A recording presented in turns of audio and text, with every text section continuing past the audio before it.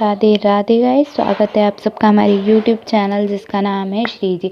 आज जिस टॉपिक पर हम बात कर रहे हैं वो लोहादी धातु चल रहे थे। तो लोहादी धातुओं में क्या है, अब नेक्स्ट जो आ रहा है वो क्या है, मंडूर है। ठीक है, मंडूर क्या होता है, मंडूर हिंदी में भी इसे मंडूरी बोलते हैं, लोह किट भी कहते हैं। पर्याय क्या है, मंडूर किट लोहभव लोहोमल एवं लोहोच्छिष्ट आदि मंडूर के पर्याय हैं। मंडूर का परिचय क्या है, मंडूर लोहा का ऑक्सीजन के संयोग से निर्मित एक पिंड सदृश रचना है। इसमें प्राह लोह के 2 परमाणु तथा ऑक्सीजन के 3 परमाणु मिले होते हैं। लोहा जब लंबे समय तक खुली हवा में पड़ा रहता है तब उसमें क्या होता है, जल वाष्प धूप एवं हवा के संपर्क में जंग लग जाती है। जब ऐसे लोहे को गर्म कर पीटते हैं तो जंग खाया हुआ भाग उसमें पृथक हो जाता है। क्या हो जाता है, हम अलग कर सकते हैं।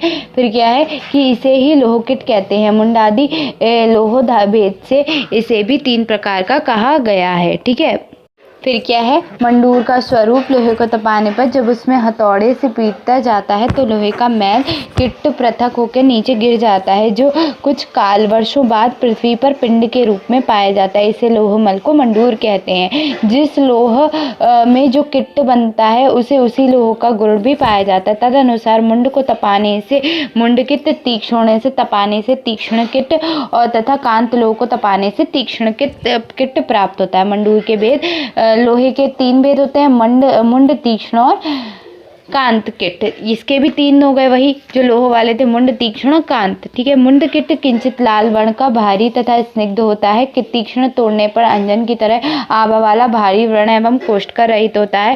कांत लोह लाल काले वर्ण का युक्त पिंगल वर्ण रूक्ष अत्यंत भारी युक्त लंबा कोटर रहित तोड़ने पर रजत के समान चमक वाला होता है। मंडूर की प्राप्ति प्राचीन समय में जहाँ लोहा गलाया जाता था वहां से मंडूर प्राप्त होता है। जहाँ पे हम लोहा गलाते थे वहां से हमें क्या प्राप्त होता है, लोहा प्राप्त होता है। नेक्स्ट देखो, सर्वश्रेष्ठ, मध्यम और अधम। 100 वर्ष पुराना मंडूर सर्वश्रेष्ठ माना जाता है। मध्यम कौन सा होता है, 70 से 80 वर्ष पुराना जो मंडूर होगा वो कैसा माना जाएगा, मध्यम माना जाएगा। और अधम जो 60 वर्ष पुराना अधम मंडूर होगा वो कैसा जाएगा, अधम माना जाएगा। इससे भी कम समय का पुराना मंडूर विष के समान माना जाता है। लोह किट ऐसा स्थान से प्राप्त करना चाहिए जहाँ से बहुत वर्षों पहले आबादी उड़ गई हो। लोह किट जितना ही पुराना होगा उतना ही अच्छा माना जाता है। ग्राह मंडूर कौन से, स्निग्ध हो, भारी हो, कठिन हो, कृष्ण वर्ण का, कोटर रहित हो, यानी कि मतलब उसमें छिद्र विद्र ना हो। ठीक है, बहुत पुराने उजड़े हुए शहरों के समीप पाया जाने वाला मंडूर कैसा होता है, ग्राहक होता है। मंडूर का शोधन कैसे करेंगे, मंडूर को खूब प्रतत कर गौमूत्र में 7 बार बुझाने में मंडूर शुद्ध हो जाता है। या गौमूत्र के बहेड़े से निर्मित पात्र में रखने का विधान किया गया है। बहेड़े से कोयले की आंच में ही गर्म करने का विधान किया गया है। गौमूत्र के बार बदलना जाना चाहिए। 8 गुने गौमूत्र में निर्मित त्रिफला क्वाथ में मंडूर को प्रतत कर बार बार बुझावे। इस प्रकार कई बार बुझा लेने से मंडूर शुद्ध एवं सूक्ष्म चूर्ण बनने योग्य हो जाता है। पीसकर इसका उपयोग किया जाता है। लोह भस्म के सभी गुण इसमें पाए जाते हैं। मंडूर का मारण, चूर्ण किया हुआ शुद्ध मंडूर लेकर उसे त्रिफला क्वाथ से भावित कर संपुट में बंद कर 30 फुट यानी कि गज फुट की अग्नि देने से रक्त चंदन सदृश लाल वर्ण का भस्म तैयार हो जाता है। इसी प्रकार लोह मारण गढ़ की औषधियों द्वारा भी भावित कर पुट्टिस देने से मंडूर का भस्म बन जाता है। गौमूत्र से निर्मित त्रिफला क्वाथ द्वारा शोधित कर मंडूर को कुमारी स्वरज से भावित करते हुए 7 गजफुट की अग्नि देने से मंडूर का उत्तम भस्म बन जाता है। मंडूर का उपयोग शुद्ध एवं भस्म दोनों रूपों में किया जाता है। मंडूर भस्म की गुण कर ये रस में कषाय, वीर में शीत और गुड़ में शीत होता है। कर्म में येलो भस्म के समान होता है। ये पित्त शामक होता है। वृक्ष रुचिकारक, अग्निदीपक, उत्तम रक्तवर्धक। ये तीव्र पांडु एवं कामला रोग को नष्ट करने वाला, शोथ हलीमा प्लिया रोग को शीघ्र शांत करने वाला, बालकों के लिए अधिक अनुकूल होता है। 1/4 इसकी मात्रा कितनी होती है, 1/4 रत्ती से 2 रत्ती तक प्रयोग करें। अनुपान मधु है। और मंडूर के प्रमुख योग क्या है, शतावरी मंडूर, मंडूर वटक, पुनर्नवा मंडूर और त्रिफला मंडूर। नेक्स्ट देखो, वंग आ रहा है आपका। वंग होता है टिन। ठीक है, हिंदी नाम होता है रांगा। ठीक है, टिन लैटिन नेम हो रहा है स्टेनम। SN फॉर्मूला होता है इसका। विशिष्ट गुरुत्व यानी कि स्पेसिफिक ग्रेविटी हो गई 7.3। ठीक है, द्रवाणक क्या है 232 डिग्री सेल्सियस। परमाणु संख्या है 50। ठीक है, नेक्स्ट देखो क्या है कि परमाणु भार कितना है 118.70। द्रव्यांक क्या होता है 232 डिग्री सेल्सियस होती है। परमाणु संख्या 50, परमाणु भार है 118.70, काठिन्य 6.8, परमाणु बंधुता क्षमता है 2.4। पर्याय है वंग, वंगक, रंग, रंगक, शुक्ललोह, शुक्रलोह, ठीक है, कुरूप्य, त्रपु, त्रपुस, त्रपुष्प। सारे पर्याय इंपॉर्टेंट है। इतिहास देखो, वंग का उल्लेख वैदिक ग्रंथों में मिलता है। चिकित्सा कार्य के लिए संहिताओं में इसका प्रयोग अनेक स्थलों पर देखा जा सकता है। वर्तमान में प्रचलित इसके शोधन, मारण, जारण आदि की विधियों का विकास शास्त्र के साथ किया हुआ है। कांस्य निर्माण का यह एक मुख्य घटक है, जिसका मूर्त मंदिर के घंटे आदि के लिए निर्माण में भी काफी प्राचीन काल से उपयोग होता आ रहा है। ठीक है, किसमें मंदिरों के घंटों बनाने में किसका उपयोग होता है? वंग का उपयोग किया जाता है। परिचय, ये श्वेत वर्ण का आघात वर्णीय अत्यंत चमकीला एवं मृदु धातु है। ये शीशे यानी कि लेड से कठिन किंतु यशत से मृदु होता है। इसे तोड़ने पर कुड़कुड़ाहट की ध्वनि होती है। और क्राई ऑफ टिन, जिसे हम क्या कहते हैं? Cry of tin. ठीक है, उसके बाद शुद्ध वंग की चंपक खुली हवा में पड़े रहने पर ही मंद नहीं हो पड़ती, बल्कि तथा वनस्पति अम्लों का इस पर कोई भी प्रभाव नहीं पड़ता है। वंग का साधारण जलवायु और वनस्पतिक अम्लों का प्रभाव नहीं होने से कारण लोहा, तांबा, पीतल आदि धातु के पात्रों पर इसकी कलई की जाती है। ठीक है, 2 भाग वंग 1 भाग नाग मिलाकर बनाया हुआ मिश्र धातु शीघ्र पिघलने वाला किंतु कठिन होता है, जो टांका देने के अत्यंत उपयोगी होता है। इसके उनको कारण इसे सोल्डर की धातु भी कहा जाता है। तो सोल्डर की धातु क्यों कहते हैं? क्योंकि 2 भाग वंग होता है और 1 भाग नाग होता है। उसमें 5 भाग ताम्र के साथ, तो यहाँ से ये इंपॉर्टेंट है। ठीक है, उसके बाद पीजी के लिए, उसके बाद क्या है? 5 भाग ताम्र के 1 भाग वंग मिलाकर बैल मिश्र धातु बनती है। दर्पण पर पारद चढ़ाने से के लिए भी इसका उपयोग किया जाता है। पिघलाकर इसके पत्र बनाए जा सकते हैं। व्यापारी लोग फायदे के लिए क्या करते हैं? इसका नाग की मिलावट करते हैं। इसे जोड़ने कोल्ड ड्रिंक का अच्छा कार्य होता है। कांस्य एवं वर्तलों के निर्माण के लिए इसका व्यावसायिक उपयोग किया जाता है। बर्मा में इसके खनिज प्राचीन काल में पाए जाते हैं। इसका तथा वंग निकाला जाता है।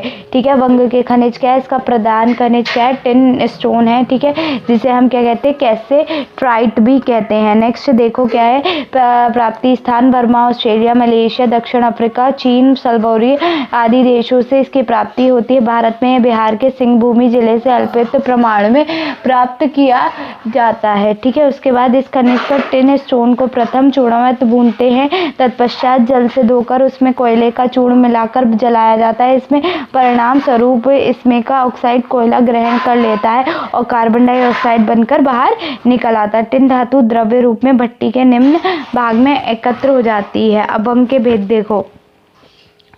खुरक, मिश्रक, ये वंग के 2 भेद हैं। इसमें से खुरक जो होता है वो कैसा होता है? गुणों में श्रेष्ठ होता है। और मिश्रक कैसा होता है? निकृष्ट है, ये माना जाता है। खुरक क्या होता है? खुरक वंग अन्य धातु के मिश्रक से रहित श्वेत वर्ण का मृदु स्निग्ध अग्नि पर शीघ्र पिघलने वाला, वजन में भारी और पिघलने में शुद्ध रहित होता है। मिश्रक कैसा होता है? मिश्रक वंग रंग में काले सफेद रंग का है तथा कठिनता से पिछलता होने वाला। ये बाहर से रूक्ष दूसर वर्ण युक्त एवं धातु से मिश्रित होने पर कठिन हो जाता है। ग्राहा वंग क्या होता है? खुरक की वंग की में श्रेष्ठ होता है, अतः इसे ही मारण आदि औषधि कार्य के लिए लेना चाहिए। मिश्रक वंग अहितकर माना गया है। वंग शोधन का प्रयोजन क्या है? अशुद्ध एवं ठीक ढंग से भस्म नहीं किया जाए। वंग सेवन करने पर विकार उत्पन्न करने वाला, शरीर की शोभा को नष्ट करने वाला, शरीर में शिविर, कुष्ठ, गुल्म, प्रमेह, हृदय रोग, शूल, अर्श, कास, वमन, क्षय, पांडु रोग, शोथ, श्लेष्म ज्वर, भगंदर, सूक्ष्मरी, अनेक प्रकार के रक्त विकार जन्य रोग उत्पन्न करता है। यह विषतुल्य ही है। ठीक है, उसके बाद वंग का सामान्य शोधन। वंग को द्रवित कर तेल, तक्र, गौमूत्र, कांजी, कुलत्थ विकात में क्रमशः 7 बार द्रवित कर बुझा लेने से वंग की सामान्यतः शुद्धि हो जाती है। खुरक वंग को लोह दर्भी में रखकर अग्नि पर बम कर द्रवित करें। अच्छी तरह वंग के पिघल जाने पर बाल्टी या अन्य पात्र में रखो। चूर्णोदक में जो वजनदार छिद्रयुक्त पिनाक से ढका हुआ हो, उसे छिद्र से माध्यम से पिघला हुआ वंग को चूर्णोदक में गिराएं। इस प्रकार चूर्णोदक बदलते हुए 7 बार बुझा लेने से वंग क्या हो जाता है? शुद्ध हो जाता है। वंग शोधन के लिए चूर्णोदक युक्त यंत्र विशेष रूप से पिंठर यंत्र है। ठीक है, पीजी के लिए इंपॉर्टेंट क्वेश्चन है। कौन सा यंत्र लेते हैं हम? पिंठर यंत्र रहते हैं। ठीक है, वंग का विशेष शोधन कैसे होगा? वंग को द्रवित कर हरिद्रा क्या करेंगे हम वंग का शोधन कैसे करेंगे कि वंग को द्रवित कर हरिद्रा चूर्ण मिश्रित निर्गुंडी स्वरस में 3 बार बुझा लेने से, ऐसा करने से वंग क्या हो जाता है, शुद्ध हो जाता है। वंग को द्रवित कर अर्क दुग्ध में 7 बार बुझा लेने से वंग उत्तम रूप से शुद्ध हो जाता है। सावधानी क्या है, तप्त द्रवित वंग द्रव में डालने पर बड़ी तेजी से बाहर की ओर सशब्द विस्फोट पूर्वक निकलता है, अतः रूक्ष करने की समुचित व्यवस्था कर शोधन काल में स्वयं ही सुरक्षा के लिए पूरी सावधानी बरतें। ठीक है, वंग जारण क्या है, वंग मारण, जारण नहीं, सॉरी, जारण भी होता है मारण भी होता है। ठीक है, वंग मारण कैसे होगा कि वंग की प्रक्रिया को 2 चरणों में विभक्त किया गया है, वंग जारण और वंग मारण। वंग जारण एवं वंग मारण का पूर्व कर्म है। ठीक है, और जारण से वंग का अधिष्ठान भाग मारित हो जाता है तथा अवशिष्ट भाग दूसरे चरण में पुष्पाक करने से मारित होता है। ठीक है, तो वंग जारण देखते हैं पहले क्या होता है। ठीक है, 1 2 3 4 लोहे की एक कढ़ाई को चूल्हे पर चढ़ा, उसमें क्या करेंगे, वंग डालकर द्रवित करें। वंग से चतुर्थांश अपमार्ग अथवा शुष्क पिपल त्वक का यवकूट लेकर थोड़ा थोड़ा चूड़ कर उसे द्रवित वंग में डालते हुए करछली से पृथक भाग से रगड़े जाएं। यह क्रिया जब तक करे जब तक वंग पूर्ण रूप से भस्म सदृश ना हो जाए। अब इस भस्म सदृश भाग को कढ़ाई के मध्य में एकत्र करके एक मिट्टी के शराब से ढक दे तथा अग्नि तीव्र कर दें। शराब को उठाकर देखने पर भस्म वाला भाग तप्त लाल वर्ण का दिखने लगे। क्या करें, हम सभी को एकत्र करके यवकूट कर लें।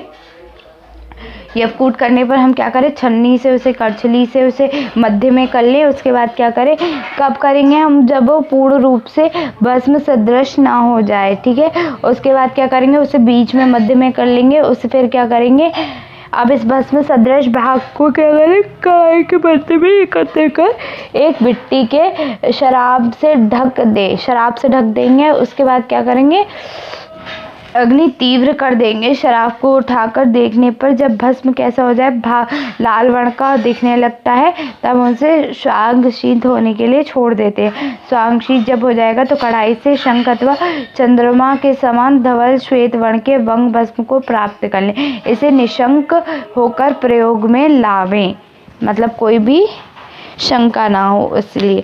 वस्तुतः इस विधि में वंग के कुछ अंश धातु रूप में रह जाते हैं, जिन्हें कपड़ा छन्न कर पृथक कर ले। अब शेष भस्म को कुमारी स्वरस की भावना देते हुए क्या करें, 3 से 4 फुट देकर तब प्रयोग में लाएं। ठीक है, अब क्या है, लोह कटाह में वंग को द्रवित कर वंग का 16वां भाग शुद्ध पारद में डालकर अग्नि तीव्र कर डालें। थोड़ा थोड़ा हड़ताल चूर्ण डालते हुए गीले कपड़ा दंड से वंग को चलाते जाएं। यह क्रिया वंग के भस्म होने तक कराते। अब भस्म को एकत्र कर शराब के ढक्कन से तेज आंच दे। इस विधि से वंग का भस्म बन जाता है। लोह कटाह में वंग को द्रवित कर उसमें अपमार्ग, पंचांग, यवकुट, कुष्ठ, कपाल, मुक्त, शुक्ति, पलाश, पुष्प, बड़ा या पीपल की छाल, इनमें से किसी भी एक चतुर्थांश चूर्ण को थोड़े थोड़े डालते हुए लोह दर्वी में के पृथक भाग में रगड़ने का वंग जारण करे। संपूर्ण वंग के चूर्ण में बदल जाने पर उसे लोह कटाह के मध्य में एकत्र कर शराब संपुट से ढककर अंगार के सदृश वर्ण होने तक तीव्र अग्नि दे। तत्पश्चात स्वांग शीत होने पर उसे वस्त्रागलित करे तथा वस्त्रागलित जारित वंग चूर्ण को एकत्र खरल में रखकर कुमारी स्वरस, शतावरी स्वरस, दूध की मलाई से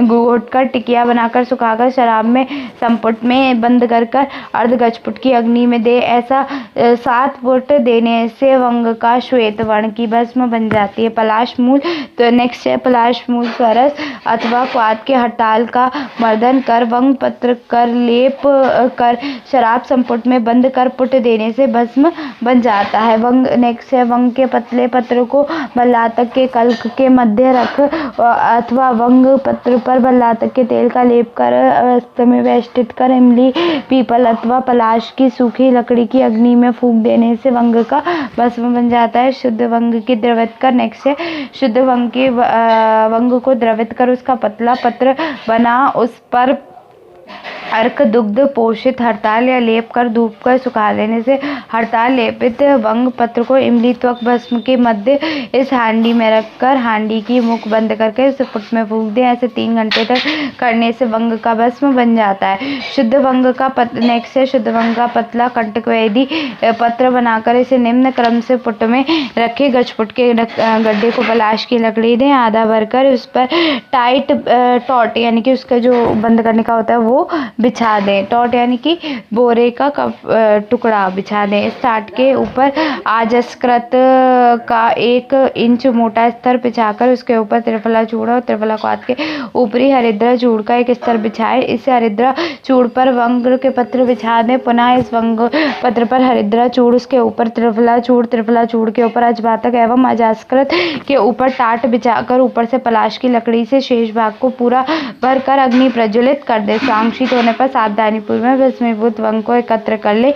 इस विधि से वंग फल फुलकित होकर श्वेत वर्ण का भस्म बना देते हैं। कई बार वंग पत्र मोटा होने पर संपूर्ण रूप से फुलकित नहीं हो पाता है। ऐसा स्थिति में फुलकित वंग पत्र को खरल में मर्दन कर भस्मीभूत भाग को प्रखत कर शेष वंग पत्र को फिर से इसी प्रकार अग्नि देकर संपूर्ण रूप से भस्म बना ले। इस विधि को टाट संपुट विधि कहते हैं। ये वंग भस्म उत्तम कोटि का माना जाता है। वंग भस्म को क्षार मुक्त करना, ठीक है। कुछ लोग मानते हैं कि वंग भस्म को क्षार मुक्त होना चाहिए। एक अदद वंग भस्म को में जलाकर मिट्टी मिलाकर कुछ समय के लिए छोड़ दे। तत्पश्चात जब वंग भस्म तल में बैठ जाए तो ऊपर से पानी निकाल लें और सुखाकर रख लें, ठीक है। उसके बाद देखो नेक्स्ट क्या है कि वंग भस्म के शीत एवं उष्णताजनक गंधक हड़ताल आदि उष्ण द्रव्यों में मारित वंग भस्म उष्ण प्रकृति का होता है, जबकि यकृ अवसाद चिंचार आदि के व्रत वंग शीत गुणयुक्त होता है। चिकित्सा में प्रयोग हेतु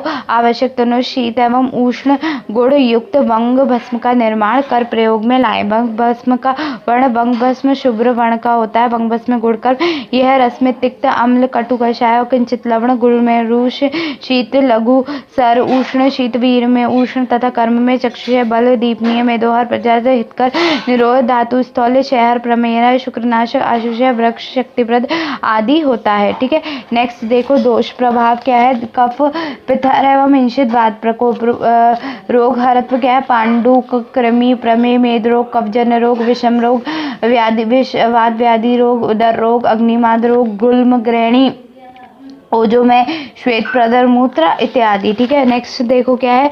वंग भस्म की मात्रा 1 रत्ती से 2 रत्ती, ठीक है, हम देते हैं। अनुपान क्या है। शहद घी दूध मलाई एवं मक्खन। इसके अतिरिक्त रोग अनुसार हम जो भी वनस्पतिक स्वारस या चूर्ण क्वाथ दे सकते हैं। अशुद्ध और अपव्य वंग भस्म सेवन जन विकार की शांति कैसे होगी। मेषंगी के चूर्ण को मिश्री में मिलाकर 3 दिन तक सेवन करने से अशुद्ध अपव्य जो हमने क्या खाया है भस्म ये वंग भस्म खाई है उसका क्या हो जाता है, शांति हो जाती है। फिर क्या है इसके क्या है वंग भस्म निर्मित प्रमुख प्रयोग क्या है। त्रिवंग स्वर्णवंग नित्यानंद रस त्रिनेखाई रस इंदुवटी लक्ष्मी विलास रस महाशंकवटी कुमुद रस तालमेश्वर रस आदि। स्वर्ण वंग का निर्माण कैसे करते हैं। शुद्ध वंग शुद्ध पारस शुद्ध गंधक और नवसारद हम क्या करेंगे इम्पोर्टेंट। स्वर्ण वंग का निर्माण इम्पोर्टेंट है, याद रखना कि स्वर्ण वंग का निर्माण कैसे होता है।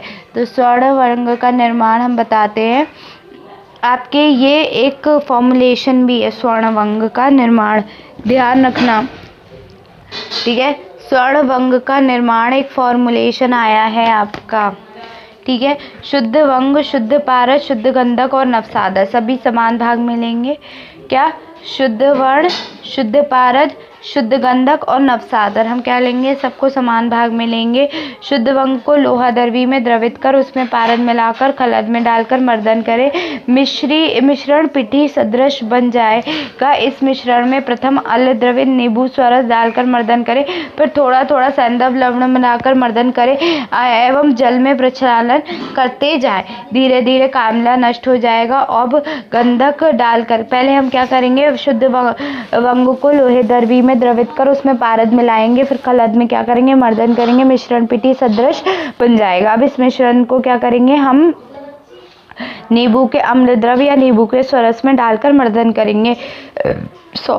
फिर क्या करेंगे, थोड़ा थोड़ा सेंधा लवण मिलाकर मर्दन करेंगे और जल से प्रक्षालन कर लेंगे। धीरे धीरे क्या होगा, कालिमा जो उसकी कालिमा है वो नष्ट हो जाएगी। अब क्या करेंगे, गंधक डालेंगे, मर्दन करेंगे, कंजली बना लेंगे। कंजली बन जाने पर उसमें नवसादर डालकर अच्छी प्रकार से घोटकर 7 बार कपड़ा मिट्टी की हुई कप कांच कूपी में भरकर बालुका यंत्र में रख 4 पहर मृदु अग्नि में पकाएंगे। कूपी मुख में श्वेत धूम निकालकर बंद हो जाने पर स्वांशित होने पर पश्चात कांच कूपी तोड़कर कूपी के तल में स्वर्ण भंग प्राप्त कर लेंगे। फिर नेक्स्ट क्या है कि उत्तम स्वर्णाभ वर्ण प्राप्त करने के बाद ही वंग का चौथाई सूर्यछार मिलना चाहिए। सावधानी क्या है, अग्नि देते समय नवसादर के धूम्र में कूपी कड़क के अवरोध को लोह शलाका से साफ करते रहना चाहिए। कूपी तोड़ने पर कांच के कण स्वर्ण वंग से सावधानी पूर्वक निकालने। वर्ण क्या है, स्वर्ण कण सदृश चमकीले पीले वर्ण का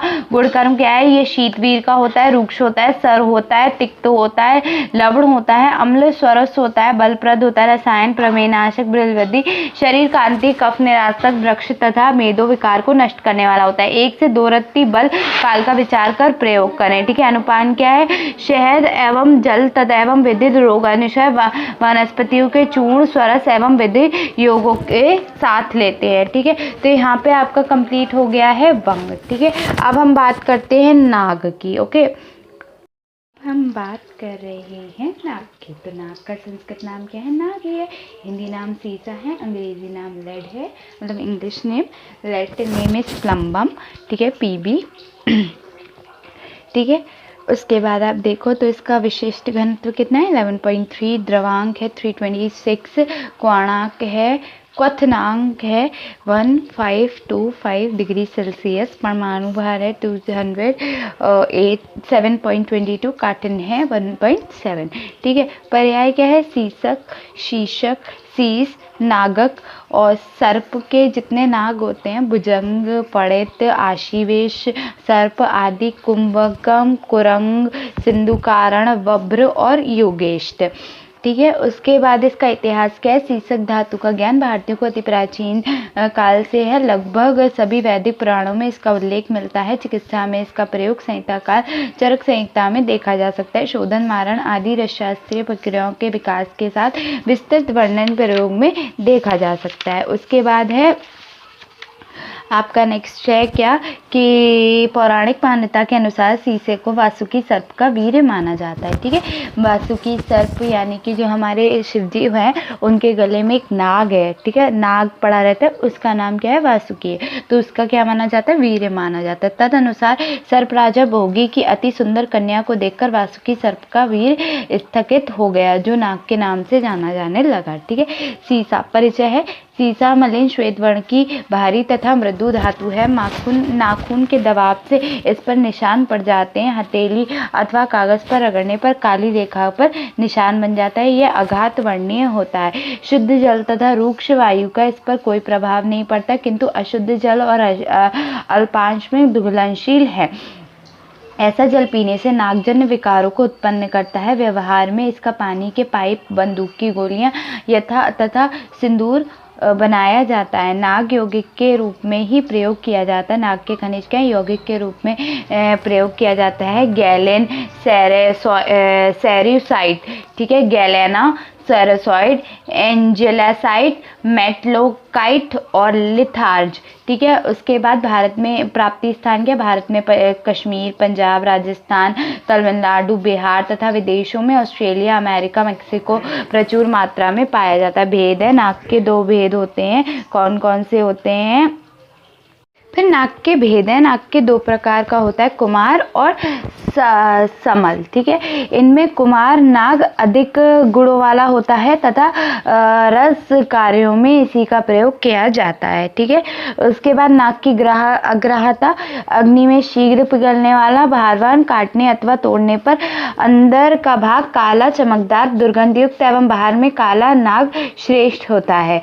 इसके विपरीत लक्षणों वाला नाग त्याजत होता है। कैसा होना चाहिए, अग्नि में शीघ्र पिघलने वाला होना चाहिए, भारवान होना चाहिए, काटने अथवा तोड़ने पर अंदर का भाग काला, चमकदार, दुर्गंधयुक्त एवं बाहर से काला नाक श्रेष्ठ होता है। ठीक है। नाक शोधन की आवश्यकता। अशुद्ध नाक के सेवन से प्रमेह, कामला, क्षय, शरीर में शोभा का नाश, श्वेन, त्वक रोग, संधि वेदना, पक्षाघात, गुल्म, अनाह, शोथ, भगंदर, अग्निमांद, अंग सथोत, बाहुओं में कर्मणता, उदर शूल आदि अनेक प्रकार के रोग होते हैं। अतः नाक का अच्छी प्रकार शोधन कर भस्म निर्माण करें। ठीक है। उसके बाद शोधन कैसा होता है? नाक को एक लोहा दर्भी करछली में रखकर कोयले की आंच पर द्रवित कर निर्गुंडी त्वक स्वरस में 7 बार निर्वाप कर लेने से नाक शुद्ध हो जाता है। उसके बाद क्या होता है? निर्गुंडी त्वक स्वरस युक्त पात्र पर वजनदार छिद्रयुक्त पिघलाना रखने पर तथा प्रत्येक बार निर्गुंडी स्वरस बदलने जाना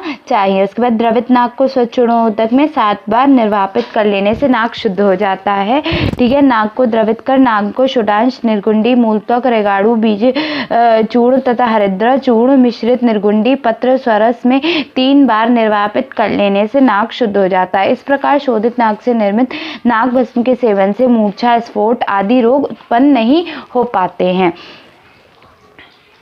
इसी प्रकार गौमूत्र, गौघृत, सिताल एवं मधु 3 से 7 बार द्रवित नाक का निर्वाप कर लेने से नाक क्या हो जाता है?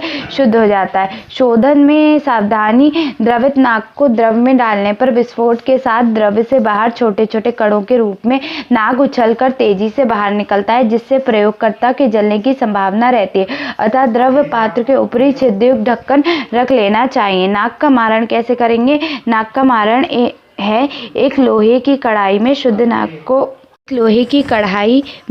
नाक को पिघलाकर उसमें आंच देते हुए समान भाग सूक्ष्म पीपल त्वक के चूर्ण को थोड़ा थोड़ा डालते हुए लोहे की करछली में रगड़ते जाएं। नाक का जब तक संपूर्ण रूप से भस्म न हो जाए तब तक इस क्रिया को करें। तत्पश्चात कढ़ाई के बीचों बीच भस्म को इकट्ठा कर उसे एक मिट्टी के सकोरे के ढककर नीचे से तीव्र आंच दे। आंच तब तक दे जब तक नाक भस्म अंगारे की तरह लाल न हो जाए। ठीक है। स्वांगशीत हो जाने पर भस्म को निकालकर जल से डालें, जिससे उसमें क्षारीय अंश निकल जाए। अब इस क्षार रहित नाक भस्म के समान भाग को मनशिला मिलाकर नींबू के स्वरस अथवा कांजी में अच्छी तरीके से मर्दन करके चक्रिका बनाकर संपुट में बंद कर कुक्कुट पुट की अग्नि दें। इस प्रकार बार बार मनशिला मिलाकर 3 पुट देने से नाक का उत्तम लक्षण एवं कृष्ण वर्ण का भस्म बन जाता है। शुद्ध नाक का अपमार्ग। दूसरा है शुद्ध नाग का अपमार्ग तथा वासा पंचामृत चूर्ण से जारण कर जल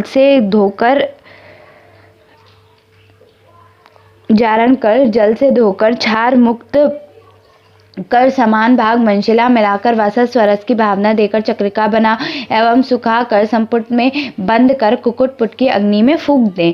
इस प्रकार 3 पुट देने से नाक का सुलक्षण विशद और कंजल सदृश भस्म बन जाता है। इसके सेवन से क्या होता है? पक्षाघात आदि नाक दोष उत्पन्न नहीं होते। इसका चिरकाल तक सेवन करने से क्या होता है? कोई भी विकार उत्पन्न नहीं होता। मनशिला एवं गंधक द्वारा नाक मारण। शुद्ध नाक को एक लोहे की कढ़ाई में डालकर चूल्हे पर चढ़ाकर अग्नि पर द्रवित करें। द्रवित हो जाने पर समान भाग मनशिला के चूर्ण को थोड़ा थोड़ा अवाप करते हुए लोहे की करछली से चलाते जाएं। ऐसा तब तक करें जब तक नाक का संपूर्ण रूप से भस्म न बन जाए। स्वांगशीत होने पर इस भस्म को निकालकर उसमें संभाग शुद्ध गंधक मिलाकर नींबू स्वरस से मर्दन कर चक्रिका बना धूप में सुखाकर संपुट में बंद कर कुक्कुट पुट की अग्नि में फूंक दे। इस प्रकार 3 पुट देने से नाक का उत्तम प्रकार का भस्म बन जाता है। पारद एवं गंधक द्वारा नाक मारण। शुद्ध नाक को लोह दर्वी में तीव्र अग्नि पर गर्म करे। द्रवित हो जाने पर उसमें संभाग शुद्ध पारद मिलाकर अग्नि से पृथक कर उसे खरल में डालकर शीघ्रता से मर्दन करे। यह पीठी की तरह हो जाएगा। अब इसमें किसी भी अम्ल द्रव्य या तो नींबू स्वरस या कांजी को डालकर क्या करेंगे? मर्दन कर धोकर सुखा लें। इस नाक पारद के मिश्रण में नाक के बराबर गंधक डालकर दोपहर तक खूब अच्छी तरीके से मर्दन करें। कंजली सदृश बन जाने पर जब शराब संपुट बंद करके लघुपुट में फूंक दे। स्वांगशीत होने पर संपुट में काजल के समान कृष्ण वर्ण का भस्म प्राप्त होने लगेगा। अब हड़ताल द्वारा नाक का मारण कैसे करेंगे? शुद्ध शीशे के लोह को कटाह में रख अग्नि पर द्रवित कर अपमार्ग यवचूट कर वासा चूर्ण तथा पिपले त्वक पीपली, त्वकचूर्ण इसमें से किसी एक से जारण कर ले। स्वांशित होने पर इसे खरल में लेकर शीशे से आधा भाग शुद्ध हरताल मिला लें। अच्छी तरह मर्दन कर संपुट में बंद कर लघु पुट की अग्नि में फूंक दें। इस प्रकार 3 पुट से शीशे का उत्तम भस्म बन जाता है। मनशिला द्वारा नाग मारण। ठीक है, शुद्ध नाग को क्या करेंगे, शुद्ध नाग को लोह कटाह में द्रवित कर नाग के संभाग शुद्ध मनशिला चूर्ण लेकर थोड़ा थोड़ा डालते हुए जारण करें। पूर्ण रूपेण भस्म सदृश हो जाने पर स्वांशित होने दें। एक खरल में इस भस्म के संभाग में शुद्ध मनशिला मिला लें। इसे अर्क में अच्छी प्रकार मर्दन कर सुखा लें और संपुट में बंद कर पुट में लघु पुट में फूंक दें। इस विधि द्वारा 3 पुट में नाग की भस्म शीघ्र बन जाती है। ठीक है, षष्ठी पुट नाग भस्म कैसे बनती है। द्रवित नाग में चौथाई भाग इमली एवं अश्वत्थ की छाल का चूर्ण या भस्म थोड़ा थोड़ा करके डालते रहे हुए जारण करें। नाग पूरी तरह भस्म जैसा हो जाए तब उसे स्वांशित होने दें। अब इसे एक खरल में निकाल लें। इसमें नाग भस्म के बराबर शुद्ध मनशिला मिलाकर बिजौरा, नींबू रस अथवा कांजी में अच्छी तरह घोटकर सुखा लें। इसे संपुट में बंद कर पुट में फूंक दें। स्वांशित होने पर इसमें पुनः भस्म का 20वां भाग शुद्ध मनशिला मिलाकर नींबू का स्वरस या कांजी से मर्दन कर शराब संपुट में बंद कर पुट करें। इस प्रकार 60 बार पुट देने से नाग की निवृत्त भस्म बन जाती है। नेक्स्ट देखो, भस्म का वर्ण कैसा होता है। कंजल सदृश यानी कि श्याम कृष्ण वर्ण की होती है। सिंबुराब पीतवर्ण, सिंधुराब वर्ण। ठीक है, 1/4 मात्रा है 1/4 रत्ती से 1 रत्ती तक। रोगी के बल काल दोष आदि का विचार करते हुए नाग का भस्म का प्रयोग करें। शैद एवं विविध अनुपान है। शैव एवं विविध रोग अधिकार द्रव्य चूर्ण स्वरस अथवा क्वाथ के साथ नाग भस्म रस में तिक्त होती, कटु मधुर, लवण में क्षारीय गुण, उष्ण लघु स्निग्ध, गुरु सर एवं वीर में उष्ण होता, कर्म में लेखन, बल्य, प्रमेगन, दीपन, शुक्ल, बाजीकरण, वृष्ण, क्रमीयन, चक्षुष, आयुष, कांतिवर्धक और रजत रंजक है। ठीक है, दोषगनाथ के वात घर कवातघन, पित्त विकारहंता, श्लेष्म रोग हर, वात पित्त कफान है। रोगंता क्या, नाग प्रमेय नाशक है यानी कि मधुमेह नाशक है। वातिक रोग, व्रण, अर्श, गुल्म, अजीर्ण, गृहिणी, अतिसार, कामला, कुष्ठ, विश्वास, शोष, तृष्णा, आमशूल, मेदरोग, रक्त प्रदर, पांडु एवं आमवात नाशक यह मृत्यु को दूर भगाता है। ठीक है, नागभस्म शरीर में होने वाला मूत्र, रक्त, स्वेद आदि स्रावों को कम करता है, अतः यह प्रमेह की उत्तम औषधि है। शरीर में इसका निष्करण मूत्र, स्वेद, पित्त, स्तन और मल द्वारा होता है। उसके बाद अशुद्ध एवं अपक्व नागभस्म सेवन जन विकार के स्वर्ण भस्म एवं हरितकी चूर्ण को शकरा के साथ 3 दिन तक सेवन करने से अपक्व नागभस्म सेवन जनित विकार शांत हो जाते हैं। इसके प्रमुख योग क्या है। आंतर शोषांतक रस, कंद्र पर सुंदर रस, कालान रस, ज्वारारी रस, त्रिंगन रस, त्रिलोका चिंतामणि रस, निपति बल्लभ रस, माणिक्य रस, योगेश्वर रस, सूचिका मारण रस। ठीक है, नेक्स्ट है यशत, जिसकी हम नेक्स्ट वीडियो में बात करेंगे। ठीक है, यशत की हम नेक्स्ट वीडियो में बात करेंगे। Thank you.